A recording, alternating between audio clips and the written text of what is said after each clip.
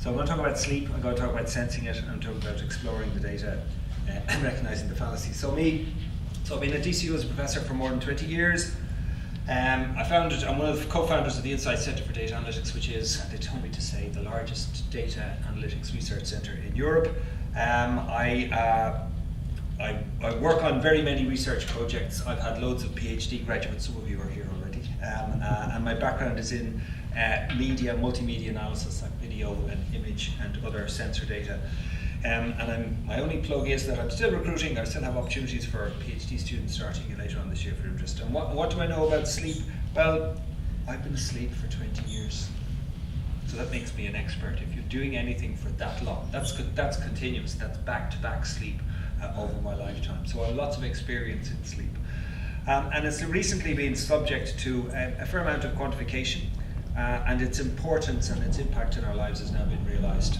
So I wanted to share with you my own experiences. I'm going to talk about what is sleep and why it's important.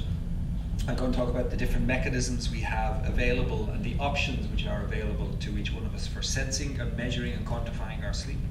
I'm going to look at some sleep data, my own, and what it can tell us. I have no problem by sharing that.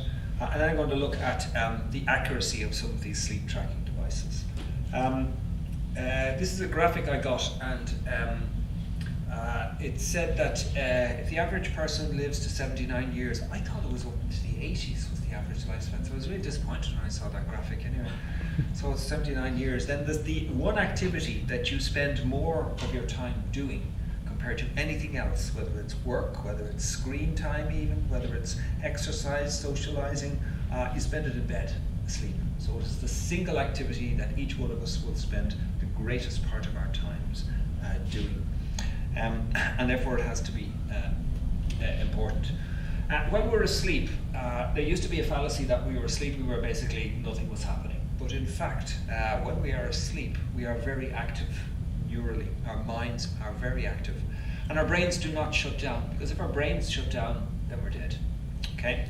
And our brains are often as active at night when we're physically sleeping as they are during certain parts of the day. And it's reckoned that when we are sleeping, the activities of our brains is that we're cataloguing our memories. We're replaying the things that happened during our day. We're dreaming about things. We're deciding what is important and what is worth keeping and what is not worth keeping. And it's reckoned that there are 5 stages of sleep. The first stage isn't actually sleep, it's wake. So when you get into your jammy bottoms and you climb into bed and you turn off the light, or you do your little bit of screen time, or you set the alarm and then you hit the pillow, and it's those moments, or sometimes those long minutes, or unfortunately sometimes those hours before you finally go to sleep. So that's wake. So sleep starts with getting yourself into the sleeping position, and I don't mean the physical position, but the place where you would sleep, and getting yourself preparing to sleep. After that, there's a relaxed wakefulness, there's light sleep, there's deep sleep, and there's REM sleep. And the stages start from N1, goes from N1 through to N2 through to N3, which is the deep sleep, and then back up towards REM sleep. And there's an ordering or a sequencing associated with those. So the first sleep cycle, which goes through all of those before returning back to the start again, usually the shortest, and it takes maybe an hour and a half, an hour and 10 minutes, up to an hour and 40 minutes. Why is it an hour and 10 and why is it an hour and 40? It depends. It depends upon how tired you are. It depends upon so many other things. It depends upon your environment, whether you're too hot, whether you're too cold, whether it's too stuffy, whether it's too bright, whether it's any or all of those things in the environment. And in the later cycle, so after we do one cycle and we're back, we then have a second cycle and a third cycle, and fourth cycle, and fifth cycle. And although these latter cycles aren't as deep when they happen, they are longer in their time span. And if you sleep for 8 hours, which is the recommended dose, so to speak, you have 5 full cycles, but most of us won't sleep for 8 hours. Each of the phases that we go through has got characteristics that we can observe from the outside. Now, the way to do it properly is to wear an EEG with a cap with lots of other electrodes coming out of it to measure basically lots and lots of things. But even superficial observation of somebody, you can determine what stage of sleep they are at. If you are fortunate enough to share a bed with a partner and you wake up in the night, you'll know whether that partner is sort of half awake, a little bit awake, or absolutely dead to the world. Okay? And that partner and you will go through various stages. So it's possible to observe and to catalogue these stages, and that's what the wearable sensors that we use that I'll talk about too. In REM sleep, rapid eye movement sleep, the body is absolutely paralysed. You cannot move, although you are mentally alert. You ever feel like you are locked in your own body? You can't move, there's something happening, and the only things you can move are your eyes. It's the equivalent of that.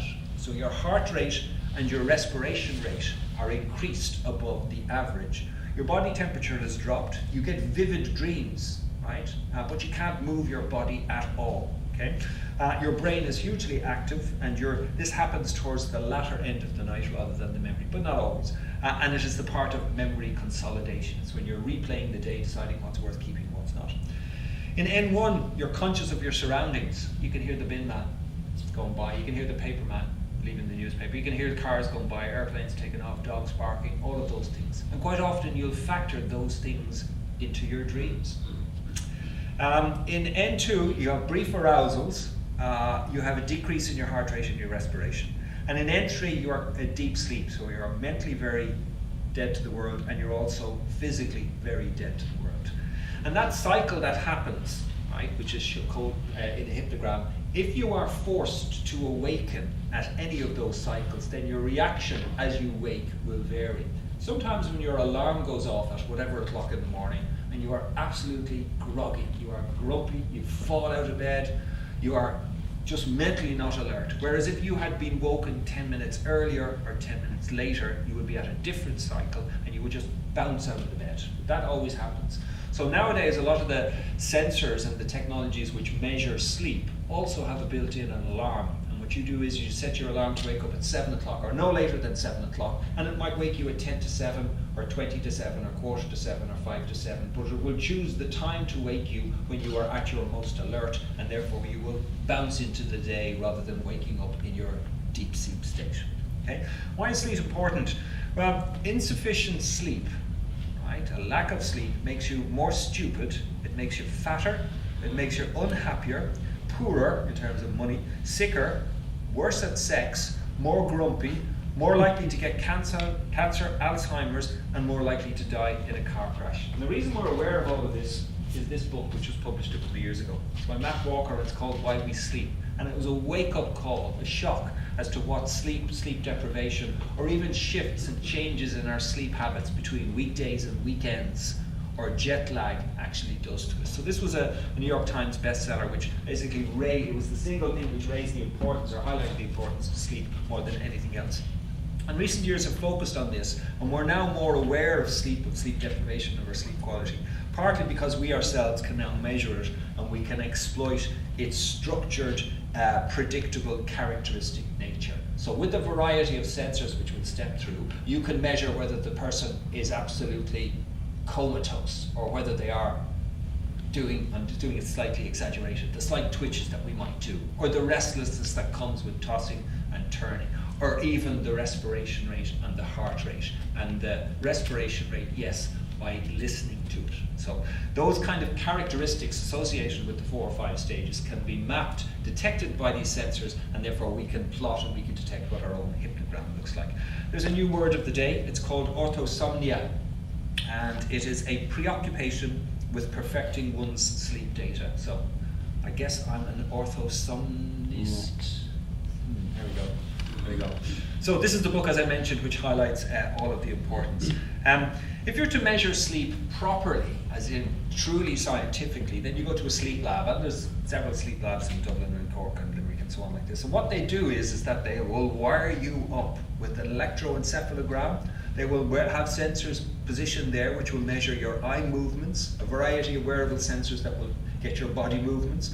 They will measure your heart rate variability. And HRV is an important physiological measure, because we all know what heart rate, 62 beats per second, average heart, whatever it might be. But what heart rate variability does is it measures the differences between a heartbeat time and the next heartbeat time and the next heartbeat time over a period of time, and it measures that in milliseconds. So how much variability? So if you have a heart rate that goes boom, boom, boom, boom, boom, like a clock, then that's not a good thing.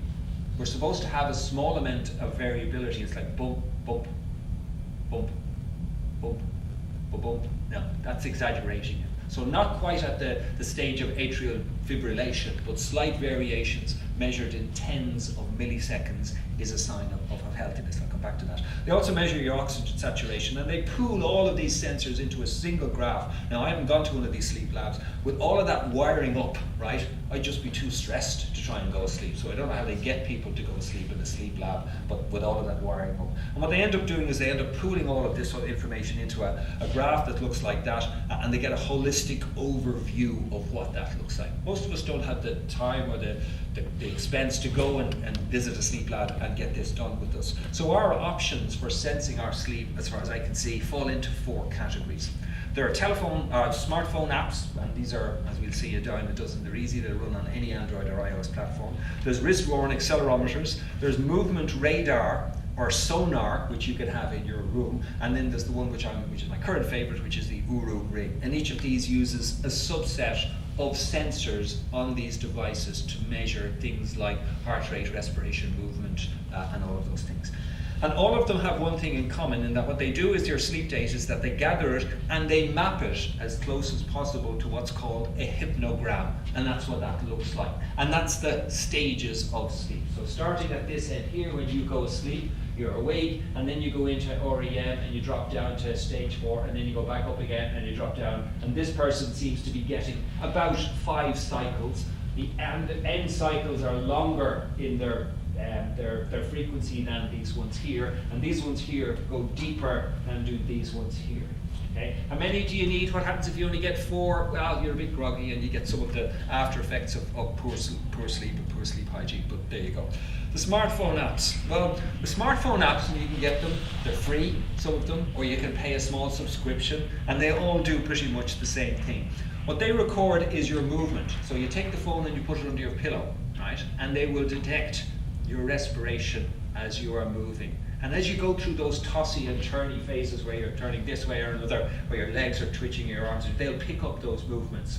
And then the stages of sleep, when you're absolutely comatose and there's nothing happening, they'll pick that up. So they detect movement. Now, in addition to movement, many of them will also listen, and they will get your respiration. So again, if you're lucky enough to share a bed with a partner, you listen, you'll hear that person breathing. And it's very easy to listen to a smartphone microphone and calculate the number of breaths per second, because that is a second indicator of the stages of sleep.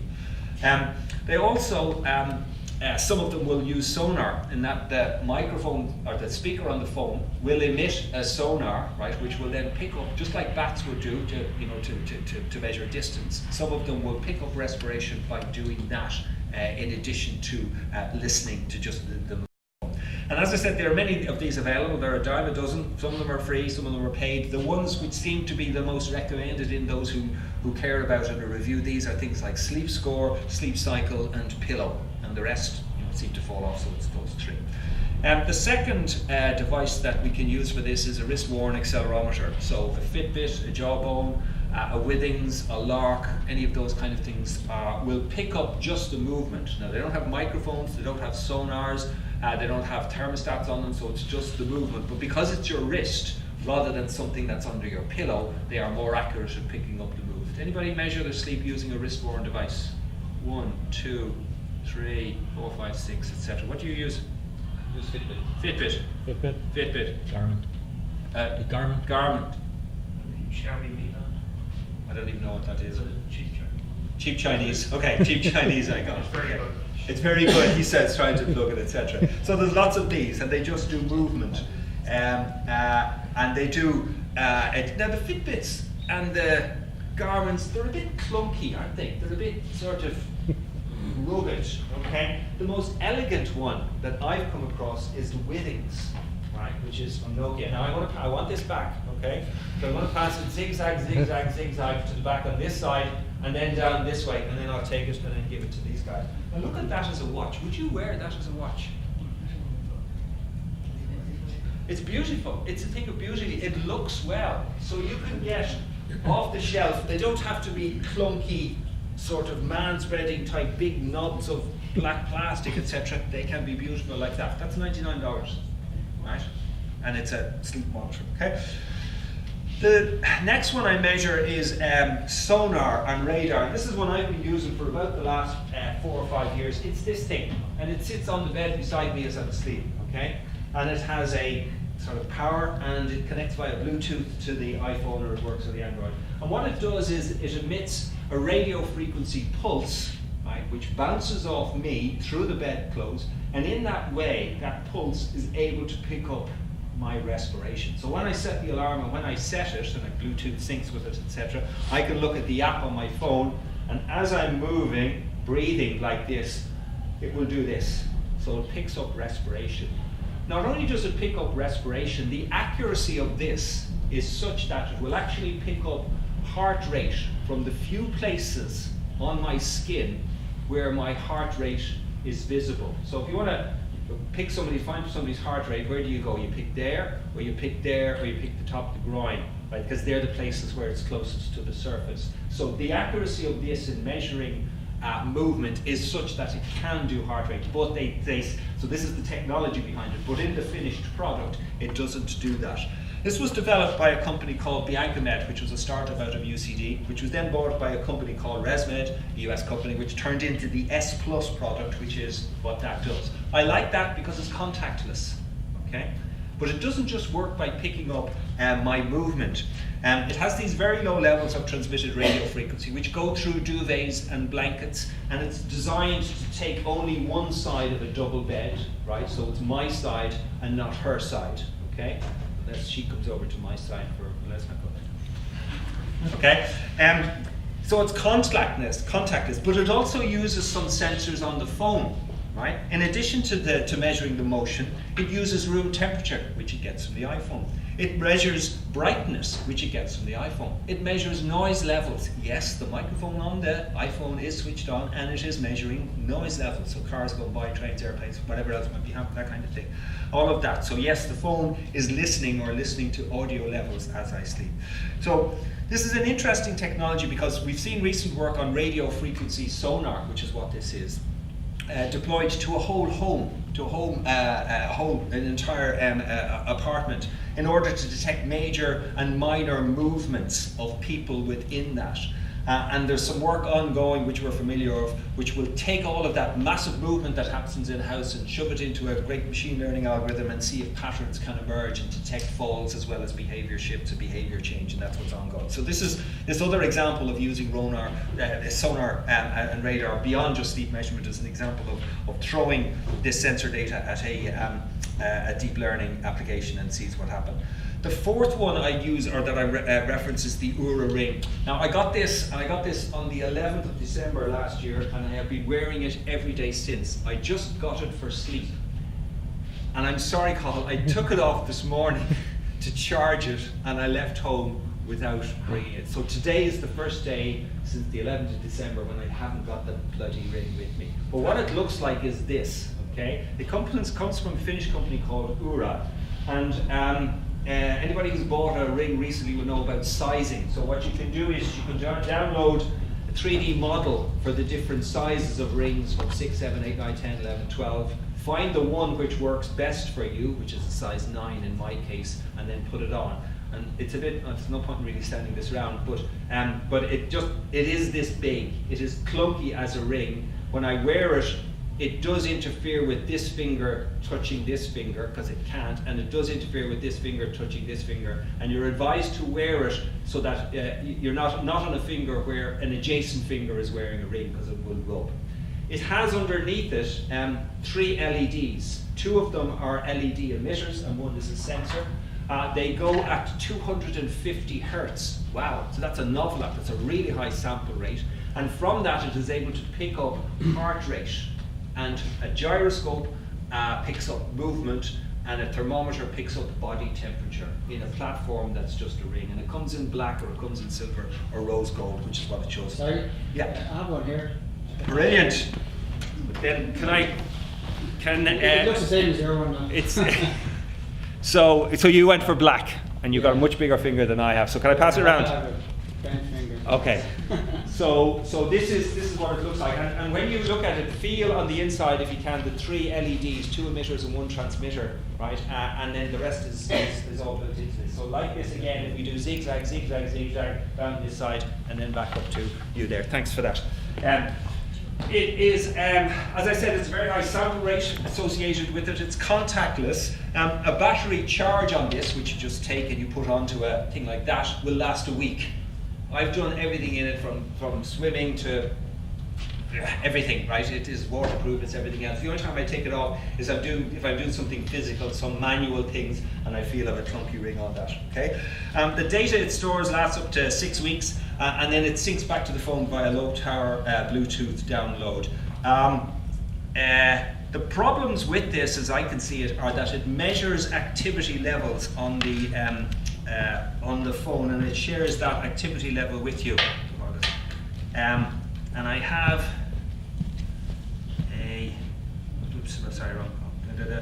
I have a vid of the app, which is 5 minutes long, which is too much, which I'm not going to show you all of, but I'm just going to step through what the interface looks like.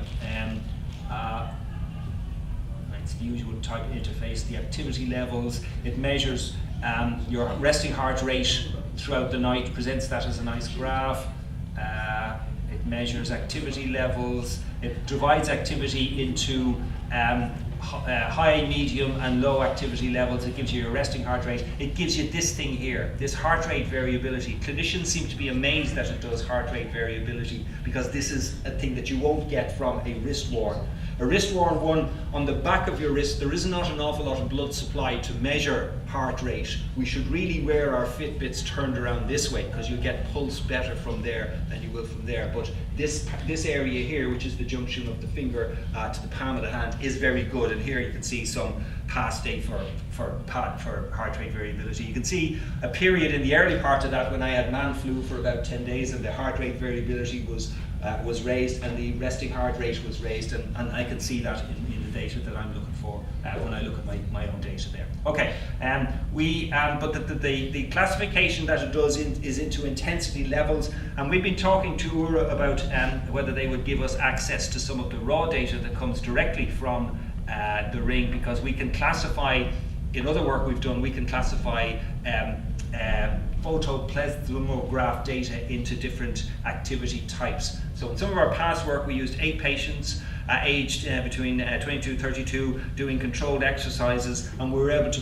accurately predict whether they were doing high activity, low activity, running or walking, and we're trying to work with Uru to see if we can get some of their data to help us to try this out on ring rather than wrist worn.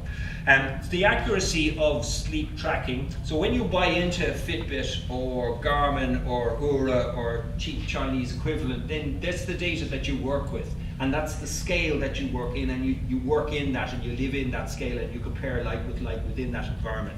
So one of the things I did over the last couple of months was compare the performance of this thing for measuring my sleep against the ring for measuring my sleep, because these consumer grade wearables, they're not sleep labs, they're proxies for it. And they're proxies for this complete orchestra of sensors that you get in such a sleep app. And each individual sensor will have errors associated with it, because they're not the lab quality things. And even the algorithms that Oura or Fitbit or Jawbone or any of the others would use to compute sleep efficiently, they're very opaque and they're very proprietary and they're not shared.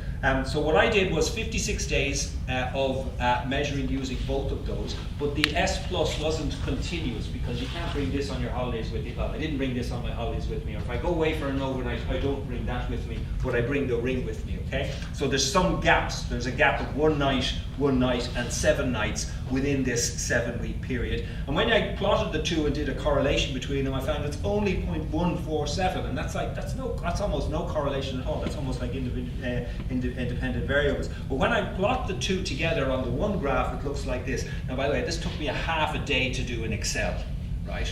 So Excel is not good for this. I should have just used Tableau, but anyway.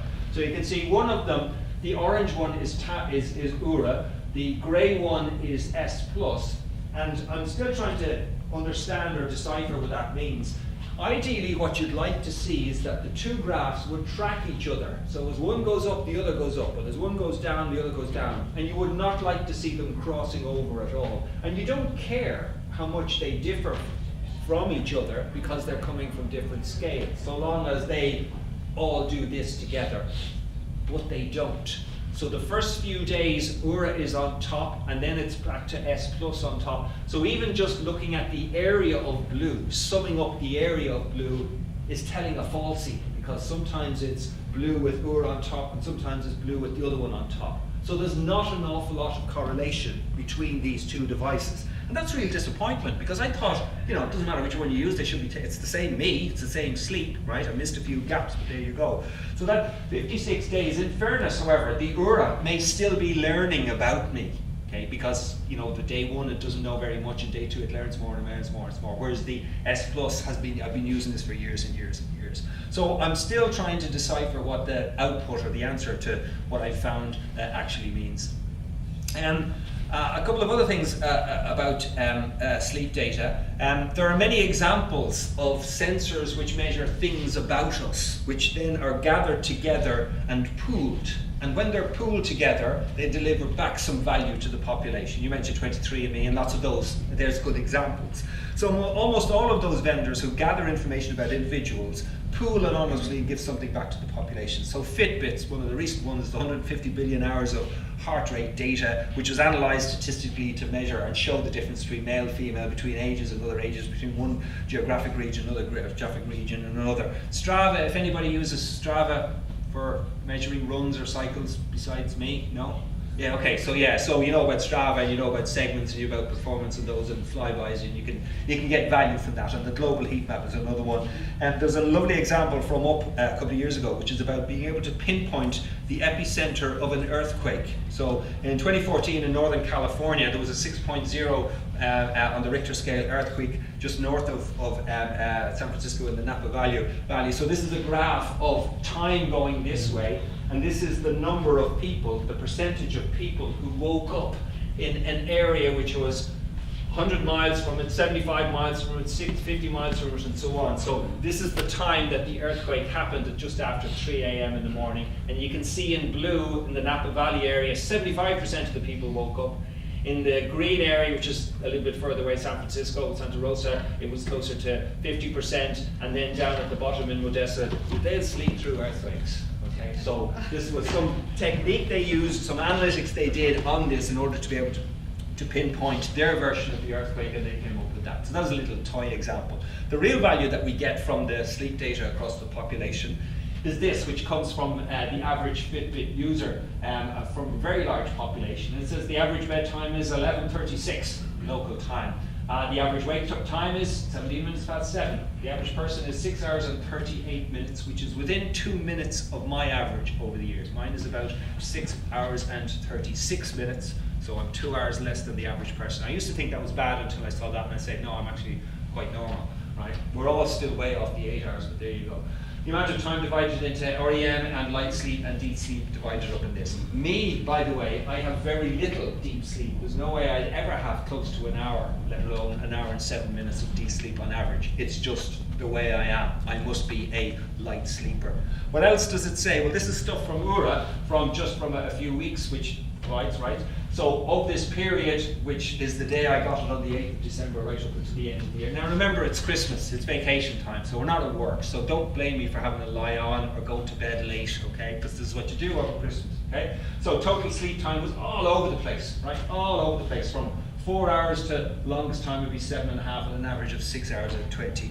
And what else did it say about me? It said, what time did I go to bed? Oh, what else would you be doing over Christmas? Please forgive me. Okay, but it's 20 to 1 in the morning, averaged over that period. And to be fair, you'd really want to do it over a different part of the year than just the Christmas period. And then what else is, what time did I get up in the morning? There must have been a flight there on the 19th. I think to collect my daughter from the airport.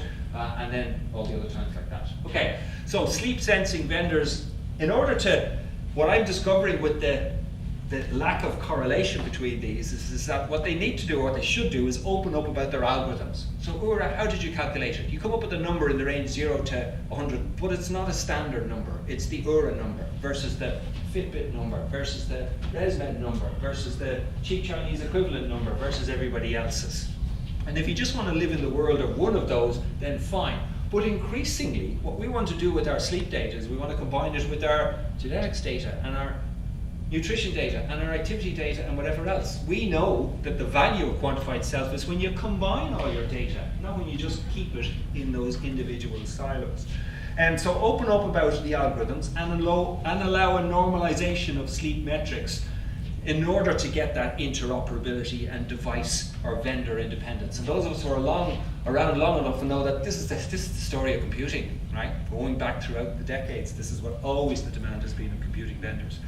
They should also include error bars in their outputs, because they assume, and wherefore we assume, that the accuracy is 100%, but it's not. So include those error bars as well. And allow us to export our data, because remember, it's our data, it's not their data. Allow us to export our data in raw format, not just this is your sleep score, this is the time you went to bed, this is the time you woke up, but give me the actual accelerometer data, the raw data, so I can take the stuff that's taken in from URA and shove it through the Fitbit and get the Fitbit version of what that number should be. Some sleep advice, okay? You can read this anywhere, but value your sleep as much as your diet and your physical fitness. Go to bed at the same time every night, even on weekends. This is the collective wisdom. I find it really hard on a Friday night and a Saturday night to go to bed at the same time as on a Monday and Tuesday, but this is because we live better when we are absolutely regular. Weekends are a man-made thing, okay? Stop using electronics 1 hour before you go to sleep. Okay, switch off the screens, not just for the mental relaxation, but also from the blue light that it gives you, okay? Don't eat heavy meals or drink alcohol all within 2 hours. Sleep in a dark room and a cool room, okay? So I can sleep with the curtains open, okay? And my son has to have it completely blacked out, and my wife is somewhere in between. But the advice is keep the room temperature down. You don't need the heat on, turn the radiator off, and darken the room. They also say only use your bedroom for sleeping and for romance. What else would you use it for? Work. So I'm just going to read this, right? Go to bed. I just have to finish reading this paper. Just have to finish editing this thing. No, that is not good sleep hygiene. Bedroom is for romance and sleep. If you want to do that other stuff, do it before or do it outside. And that term to describe that is called sleep hygiene. Other things like exercise regularly, cut down caffeine after midday, and experiment with natural non-drug sleeping aids, so lavender, for example, that kind of thing. And over time, begin to recognize and remove other detractors for your sleep. If you have trouble, it sounds like a doctor's office right at the moment. If you have trouble falling asleep, some of the reasons which cause that are an inconsistent schedule. You're going to bed and you're waking up at different times. My son is in the fire service. His sleep habits are completely off the wall because he does shifts and double shifts. When he read that book, right, he was in a near panic because all the things that a shift worker's life cycle demands are all the things that are said not to do here. Too much light exposure before bed, which includes TV, phones, tablets, too much caffeine, stress, all of these things can contribute to you not sleeping well, and exercising too close to bedtime. And then last slide. So if you are trying to get to sleep and you can't get to sleep and you've tried all of the tricks, including counting sheep, then the advice seems to be take a warm shower or bath, then sleep in a cool room, because the change of temperature from being very warm in a shower to going into the cool room promotes sleep. Dim the light before bedtime, stop drinking caffeine. It's the third time I said stop drinking caffeine. There's something in that, right? Evenings are wind down time, so don't keep working right up to 11 o'clock and then just drop it and expect to be able to switch off. You need to have that mental nothingness time. So watch an episode of Friends or something that is not intellectually stimulating. Don't do Sudoku just before you go to bed, because that gets you alert.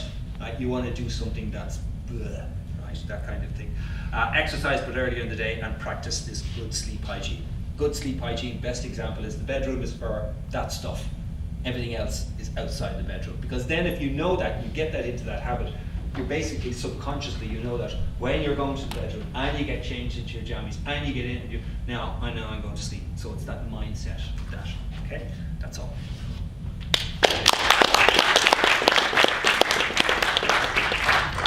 We have time for a couple of questions. I did, yeah. Yeah.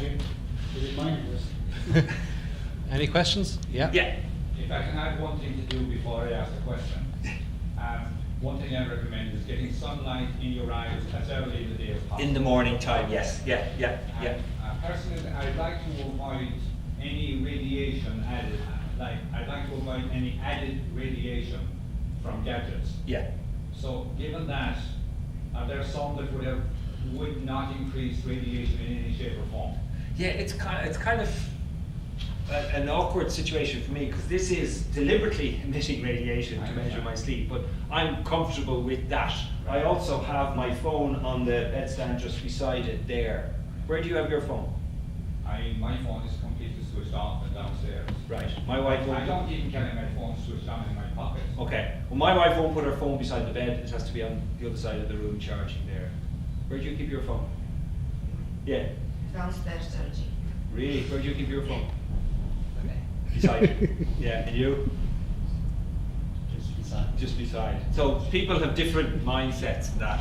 So the negative effects of this are that I associate it with work, and probably like you guys, and certainly I know like Cathal and maybe Rami as well. You know, you wake up in the morning, first thing you do is after switching off the alarm is check the email, right? But is there one that adds no radiation? No, I'd suspect not. I think the aura can go in airplane mode. Yes. You can download it. Yeah, so you can switch this into airplane mode, so it switches off its Bluetooth, but it's just the battery sensing and storing on board, so that is completely off. OU or A. O with an accent on top, U or A. And if you do decide to buy one, then the delivery time can vary from anything from a couple of weeks up to a couple of months. It depends upon the size of your finger and which version you go to, and what their production schedule for these are. Right, so sometimes it takes longer and sometimes it takes shorter. I know this because we ordered 4 of them in work of different sizes, and they're all arriving at different times because of their production availability. The other thing is that they cost about 320 something euro, but if you Google URA voucher, sorry, I'm going to tell you this now. If you Google URA voucher on YouTube, then you'll find that there's about 10 different places where the URA founders have given interviews with chat hosts, and they've said, oh, and by the way, just for you, here's a code you can use to get you $50 off or 50 euros off. So sorry about that. So it looks like it's 320, including VAT and postal package. Fine, go to YouTube, look up voucher, blah, blah, blah, and it'll bring it down to 275 if you wanted to buy one. Can I ask one more? Sure, yeah. The Fitbit for steps. Yeah. Is there radiation involved in that too? I would imagine Fitbit. not, because it's inert, it's just battery to sensors, and it transmits when you dock it with a physical. But most of the modern ones now have heart rate sensors into them, so Yeah. you get the light, the LED light anyway. The light, I'm not so concerned about. It's more one thing communicating with another.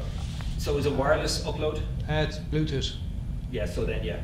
So the only time you will get that completely switched off is if you put that into the equivalent of airplane mode. But you don't need it to communicate with your phone all the time, Yeah. so you can set it to only communicate with your phone when you go into the app. Yeah. Oh yeah, okay, yeah. So then that says to the Fitbit, go sleep. Well, the Fitbit's still working, but it's just not transferring data. Yeah, yeah, basically, yeah, don't communicate. Sure. Yes? We can use this data to improve your sleep. Have I? No, I have used this data to realize how poorly I sleep. And I have used it, I have not changed my habits. Bad on me. But what I do get value from is knowing that I've had 2 bad nights of sleep in a row. Sometimes it's because I have to get up at whatever crazy o'clock in the morning to collect a daughter from the airport, and sometimes it's just poor sleep. And I know that if I've had 1 or 2 bad nights in a row, then I'm not going to do something. So I haven't changed my habits. I've raised my awareness, and I take account of that awareness in deciding what I'm going to do. So I might have a workload of things to do. I might have a sort of a proposal to review, and I need to be on form for that, or exams to correct, and I've just had 2 miserable nights. Therefore, I'm not going to do it now because I'm just not going to do it well, and I'll defer that and I'll do it later in the week. So I change my work. Even without this data. Well, what about the data? Yeah, you know this. I know this because I look at these on a regular basis. Yeah, so I am aware of my sleep over the last night or couple of nights, and I change my behavior around that rather than go back to the sleep behavior. That's just bad, I know. Yes? The plot you showed comparing the 2 devices. Yeah. It looked like you followed sleep efficiency or sleep score. I was just wondering if you looked into the sleep duration Because often that's just the number of minutes you're asleep, and that might compare a bit between the devices. Yeah. Because sometimes efficiency can like be, some products define it as the first time you go to sleep to the last time you go to sleep, and that efficiency within that. And others kind of go from the first epoch, even if you're awake, like you're reading, to the when you get out of bed or whenever you stop it. So it can be a different section. Oh, right. So it can be worth looking at sleep duration just to see how they compare. Good idea. And now that I know how to do that graph in Excel, I'm just absolutely looking for other applications to try. So yes, I'll do that. I did want to find the one which color codes the gap between differently depending upon which is on the top. In this case, they're both blue, but I can do it where if Ura is on top, it's blue, and if the other one's on top, it's red, and that would be an even better visualization, which now gives me a reason to want to go back to that. But yes, that's a very good idea to look at duration. You might get a better correlation between the two sleep durations. Yeah, I'll do that. Thanks for the suggestion. Anybody else? No. Yeah, just to continue the question here. What does that mean? That what's the meaning of improving your sleep actually? So when you show these plots of the different phase, the REM, phase 1 and phase 2 and phase 3, are these only observations, or we need to balance them in purpose to have a better sleep, or there is a general recommendation like they have to be like that to categorize your sleep as a good sleep? To get a good night's sleep, to improve your performance at work, mood, everything, right, then you should get through 5 of those cycles in completion. And that's what you need to do tonight and every night for the rest of your life. Can we hack them? Like, for example, you said that you have very short, deep sleep yourself. I do. It's just the nature of me. It's probably a genetic thing. You cannot do anything about to change it and to have better sleep as a result. No, all I can do is sleep in a darkened room, sleep cool, have a shower, do all of those things so that I get more nights which look like that complete cycle. And I know that if I do that, then that would be reflected in these numbers, and as a result I will be a happier person, less grumpy, better at productivity, better at sex, better at everything else, all of those things, right? And that's what we all ultimately want. But I don't. I drink caffeine, sometimes in the afternoon, I have bad sleep hygiene, I break the rules, but I know, because that's life. So do you actually get the 5 cycles most days? Because you sleep for 6 hours and 36 minutes. I use the alarm even when I don't need to get up. I will use the alarm to wake me at a time that is appropriate, rather than, so if I've done 4 cycles, rather than go into that 5th cycle and be woken up in the middle of deep sleep and be grotty, right? I'd rather have 4 complete than 4.5. So that's why I will set the alarm to wake me on a Saturday and on a Sunday, even though I don't need to get up. And that alarm is coming from the And the alarm is coming from this young, because this doesn't do alarms. This doesn't do alarms. Yes, the very guy. Yeah, I was at a conference last year in London on health tech, and there was a sleep scientist talking about sleep there.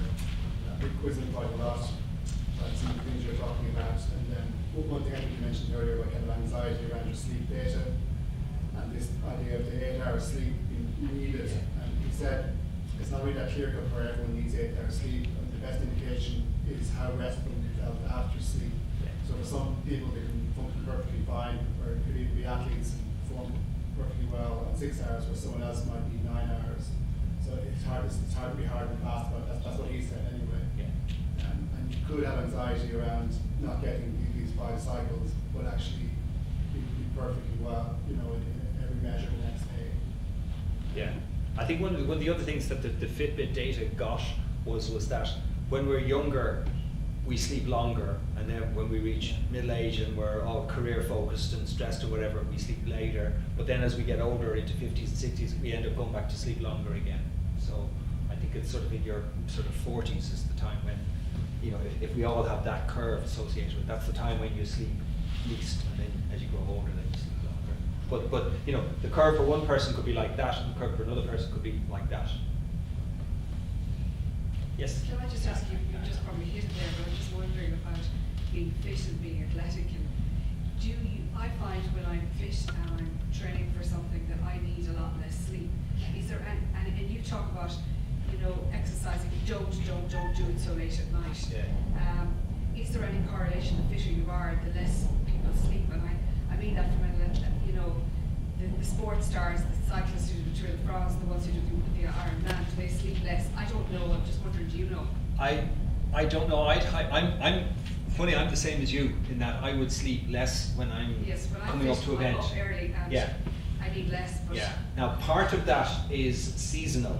So in winter time we do sleep longer because evolution, natural selection, and so on, because it's darker, right? Versus the summer days when it's bright at 1:30 in the morning. But we are more physically active and more better at performance, and that's when we tend to do our events. So there might be cause and effect happening there. Sleep is important for the recovery. Yes. They say that. Yeah. Read the diary of a long distance runner that they didn't sleep in the middle of the day as well. Should we train sessions? When we finish work and we can become full-time athletes and we retire, we can get our middle of the day sleeps. Well, unfortunately we have to leave now, so thank you very much, Alan.